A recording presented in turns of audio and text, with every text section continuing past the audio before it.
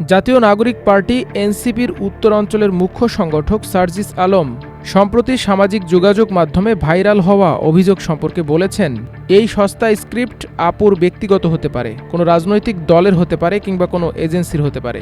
শিখছি, আগামীতে প্রস্তুত থাকবো ইনশাল্লাহ। সোমবার রাতে নিজের ভেরিফাইড ফেসবুক পোস্টে নাটকের সেই স্ক্রিপ্টগুলোর সমাধানও বাতলে দিয়েছেন তরুণ এই রাজনীতিবিদ। সার্জিস লেখেন, নাটকের স্ক্রিপ্ট প্রথম ধাপ, মাসের পর মাস বারবার কল মেসেজ দিয়ে পার্টির 1 থেকে 2 টপ লিডারের সাথে যে কোনো মূল্যে কথা বলতে হবে। Mission successful. এর পরের ধাপে তিনি লেখেন, পার্টির এগিয়ে যাওয়ার জন্য নিঃশর্তভাবে আবেগ অনুভূতির বহিঃপ্রকাশ করে দানবীর হিসেবে নিজেকে উপস্থাপন করে স্বপ্রণোদিত হয়ে স্বেচ্ছায় পার্টির বিভিন্ন প্রোগ্রামে সহযোগিতা করতে হবে। এর মাধ্যমে পার্টির টপ কয়েকজন লিডারের সাথে ভালো সম্পর্ক তৈরি করতে হবে। Mission successful. পরের ধাপে সার্জিস লেখেন, ভালো সম্পর্ক তৈরি হলে সেই সম্পর্কের দোহাই দিয়ে পূর্ববর্তী সহযোগিতার কথা মনে করিয়ে দিয়ে এবং পরবর্তীতে আরও সহযোগিতা করা হবে এই আশ্বাস দিয়ে অবৈধ সুযোগ সুবিধা, ব্যবসা, টেন্ডার চাইতে হবে। Mission field.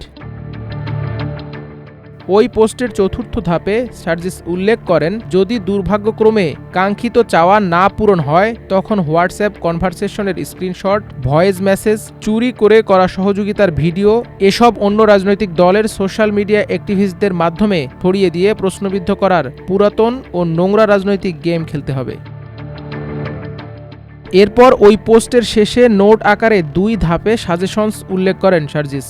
প্রথম ধাপে লেখেন, প্রিয় ধান্দাবাজ বাটপার আপু, এরপর থেকে যার সাথে বাটপারি করবেন আইফোন কেনার ফেক মেমোতে তার নাম দিয়েন, তাহলে বেশি গ্রহণযোগ্য হবে। আরও ভালো হয় যদি এমন সস্তা জিনিস দিয়ে স্ক্রিপ্ট না বানিয়ে দামি কিছু দিয়ে বানান। তিনি আরও লেখেন, কারো সাথে ছেঁচড়ামি করার ইচ্ছা থাকলে তার সাথে হোয়াটসঅ্যাপে আরও বেশি মেসেজ করবেন, কল কম দিবেন। আপনার সাথে 4 মাসে আমার 40টা কনভারসেশনও নাই।